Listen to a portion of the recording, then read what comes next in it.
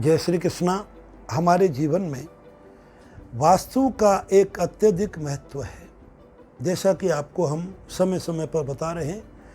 और आज इस ज्ञानप्रद जीवन में आप सब लोगों को अनुभव प्राय हो गया है कि वास्तु अगर हमारे अनुकूल है तो हमारे जीवन में बहुत से कार्यों की सुगमता होती है, उन्नति का आधार हमारा बनता रहता है।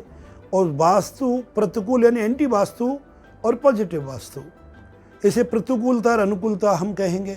अनुकूल है यानी बहुत पॉजिटिव है, प्रतिकूल है यानी नेगेटिव है, तो ये हमारे जीवन बहुत प्रभाव रखते हैं। तो आज का मुख्य बिंदु वास्तु में मैं आपको सीढ़ियों के बारे में बताता हूँ, क्योंकि ये कई प्रकार से भ्रांति लोगों में मन में फैली हुई है। मैं लोगों से सुनता हूँ जो वास्तु निरीक्षण करने जाते हैं कि सब ओड रखें, इवन रखें या इसको कितनी संख्या में रखें, कैसे रखें। इसका एक ही फॉर्मूला है। हमारे प्राचीन कालों में देखो, इंद्र, यम, राज, ये 3 फॉर्मूले हैं। तो सीढ़ी हमेशा होनी चाहिए किस पर? यम की पद पर। तो मिनिमम अपने घर में 2 सीढ़ी, यानी हमारा अंतिम जो पैर है वो यम की खोपड़ी पर आना चाहिए, ताकि हमें सर्व विजय प्राप्त हो और उन्नति के शिखर हमें प्राप्त हो जाए। तो पहला बिंदु कि जो भी हमारी संख्या है, जितनी हम रखना चाहते हैं, उसमें 3 का भाग देने पर 2 बचनी चाहिए। इसको मैं और आपको व्याख्या पूर्वक बता देता हूँ। मिनिमम 2, तो इंद्र और यम, जो मैंने आपको सूत्र बताया। उसके बाद उसमें 3 जोड़ते चले जाएं तो आपका हो गया 5। उसके बाद 8, 11, 14, 17, 20, 23 और 26। जहाँ तक मैं समझता हूँ एक मंजिल से दूसरी मंजिल तक इससे ज़्यादा सीढ़ियाँ प्राय करके नहीं होती हैं। कदाचित आपका बड़ा ही कोई डिजाइन में बनाया है, बड़ा ही कोई आकृति में बनाया है, तो 29 और 29 के बाद 32। सीधा फॉर्मूला इसको अपनाएं कि अंतिम जो पैर है वो आना चाहिए यम पर। अब इसमें दूसरी और चीज़ें सीढ़ियों के बारे में कि सीढ़ी जब हम चढ़ते हैं तो क्लॉक राउंड अर्थात दाहिनी तरफ घूमनी चाहिए। अगर कदाचित किसी के घर में मकान बना हुआ है और वो बाईं तरफ घूम रही है तो उसका परिणाम ज़्यादा खराब नहीं है, लेकिन हमारी उन्नति बाधित होती है। जो हम योजना बनाते हैं वो योजना हमारी लेफ्ट राइट यानी दाएं बाएं हो जाती है और हम उससे वंचित रह जाते हैं। जो अपनी योजना पार करना चाहते हैं उसका बड़ा सुगम तरीका है।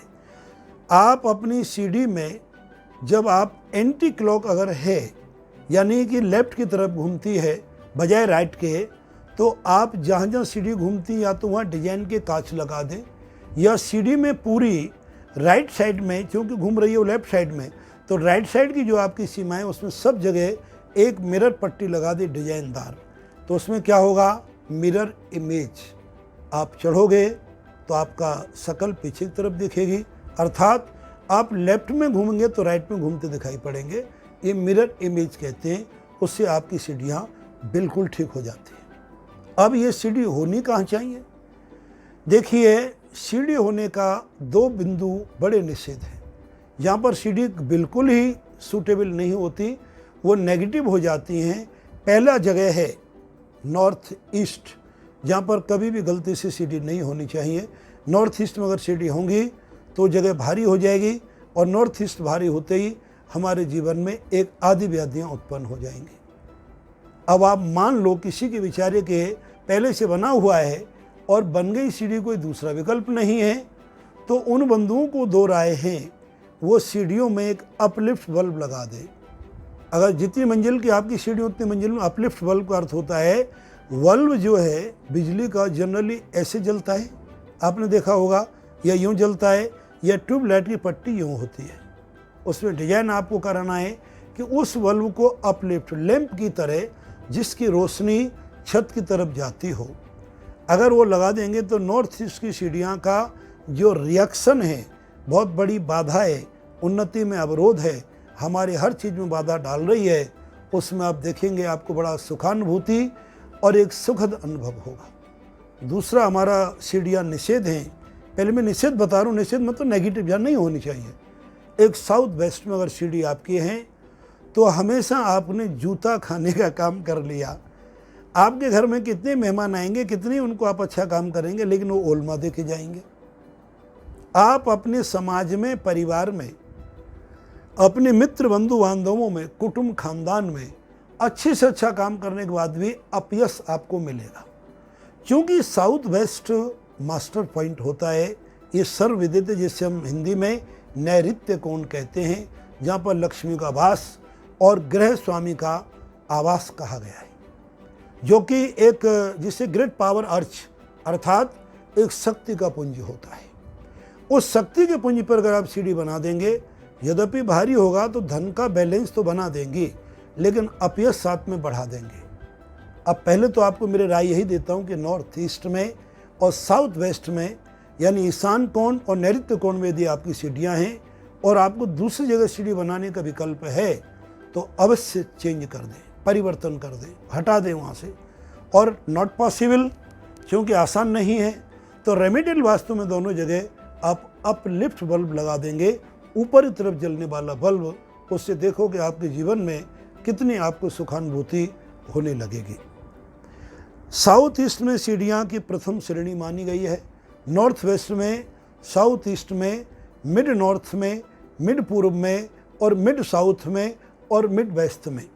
ये आपके जो 5 बिंदु हैं, इन 5 पॉइंटों पर आपकी सीढ़ी की फर्स्ट प्रायोरिटी दी गई है। अब आपके लिए परिस्थिति विशेष में नॉर्थ ईस्ट से 1/5वां हिस्सा छोड़ के या साउथ वेस्ट में से 1/5वां हिस्सा, इसका अर्थ क्या है कि अगर आपके कंस्ट्रक्शन की चौड़ाई जो अपना जिसे बिल्डअप एरिया, कारपेट एरिया कहते हैं, वहाँ से काउंट होगी, प्लाट से नहीं होगी, ये ध्यान रखना। अगर आपका 60 फुट लंबा आपका अगर मकान है, तो उसमें 12 फुट के बाद नॉर्थ ईस्ट में सीढ़ी हो सकती है।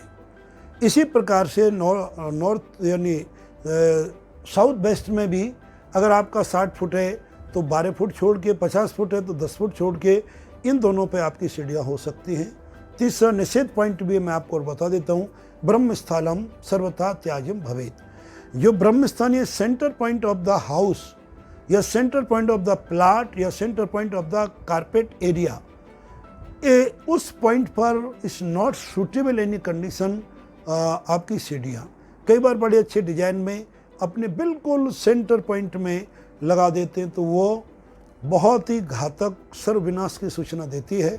लेकिन उसमें आपको अगर विकल्प नहीं है और बन चुका है और आपके वहाँ व्याधियाँ आए, तो उसका एक ही रूप है कि केवल आप अपने उसमें अपलिफ्ट बल्ब लगा दें। अब एक तीसरा बिंदु प्रश्न उठता है कि आपके घर की सीढ़ियाँ बनी हुई हैं और मैंने जो संख्या बताई है, यानी कि 5, 2, 8, 11, 14, 17, 20, 23, 29, 32 ये बता चुका हूँ।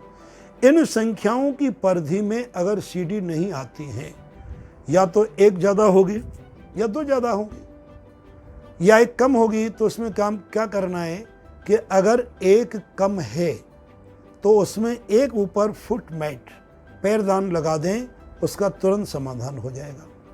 और अगर 2 कम है, 3 तो कम हो ही नहीं सकती, तो पैरदान 2 लगा दें। एक जहाँ सीढ़ी स्टार्ट और एंडिंग पॉइंट या बीच में अगर आपकी लैंडिंग में लेफ्ट या राइट कहीं आपकी मूर्ति है, तो वहाँ पे एक पैरदान लगा दें, उससे सीढ़ियों का समाधान संपूर्ण रूप से हो जाएगा। सीढ़ियाँ जिसे हम कहते हैं पदी, ये हमारे जीवन में उन्नति का प्रतीक होती है। कई बार हम जाते हैं तो काउंटिंग करने में लोग प्राय करके बड़े ही कंफ्यूज हो जाते हैं कि सब गिने कैसे। गिनने का सीधा तरीका है, आप अपने भवन के ग्राउंड फ्लोर पर यानी जमीन के धरातल पर हैं, जब सीढ़ी आती हैं तो जहाँ जहाँ आपका पैर उठेगा वहाँ काउंटिंग करते चले जाओ, तो अंतिम पॉइंट गिना जाएगा। आप चढ़ते समय आपका जहाँ जहाँ पैर उठा वहाँ पर आपकी गिनती हो गई। तो इस गिनती में आप सावधानी रखें और अपने घर की सीढ़ियों को अवश्य चेक करें। अगर उनमें कोई गड़बड़ी है तो मैंने बड़ा सुगम और रेमेडियल वास्तु का एक प्रमाणित उदाहरण दे दिया है, उससे आपको बहुत कुछ प्रगति और बहुत कुछ सफलताएं आपको प्राप्त हो जाएंगी। प्राय करके एक शंका का समाधान और कर देता हूं कि सीढ़ी जहाँ से शुरू होती हैं, तीसरी मंजिल या दूसरी मंजिल तक एक ही जगह सीढ़ी हो, वो सर्वोत्तम है। लेकिन कुछ अपने सुविधा के अनुसार एक मंजिल पर कहीं होती है, दूसरी मंजिल पर कहीं होती है, तीसरी मंजिल पर भिन्न भी हो सकती हैं, इसमें कोई गलत नहीं है। लेकिन जो मैंने 5 बिंदु निषेध बताए हैं उन पर नहीं होनी चाहिए। 3 बिंदु विशेष करके निषेध हैं, नॉर्थ ईस्ट, साउथ वेस्ट और सेंटर पॉइंट यानी मध्य भाग में। यहाँ की सीढ़ी के अलावा तुम अपनी 2-3 जगह कहीं भी सीढ़ियाँ बना सकते हैं। अब एक बिंदु और आता है, प्राय करके सीढ़ियाँ उत्तर फेसिंग, नॉर्थ फेसिंग घर में या तो पूरब में गुमटी होती है जो कि सीढ़ी को पाटने के लिए होती है, या लिफ्ट हाउस होता है, या उत्तर में होती है। तो उत्तर और पूरब अगर ऊंचा हो गया और साउथ वेस्ट नीचा रह गया तो ये भी गड़बड़ है। ये पहले भी मैं आपको बता चुका हूँ कि हर दृष्टि से, हर एंगल से, हर पॉइंट ऑफ व्यू से अपने घर का साउथ वेस्ट यानी जिसको नैऋत्य कोण कहते हैं वो सर्वदा हाईएस्ट पॉइंट पर होना चाहिए। और हाईएस्ट पॉइंट पर होगा तो आपके जीवन में बड़ी खुशियाँ, बड़ी उन्नति, बड़ी सफलता और बड़ी प्रगति आपको प्राप्त होगी। अतः इन सब नियमों को आप मानें और इनको अपना वास्तु का समाधान करें। जय श्री कृष्णा, जय श्री राधे।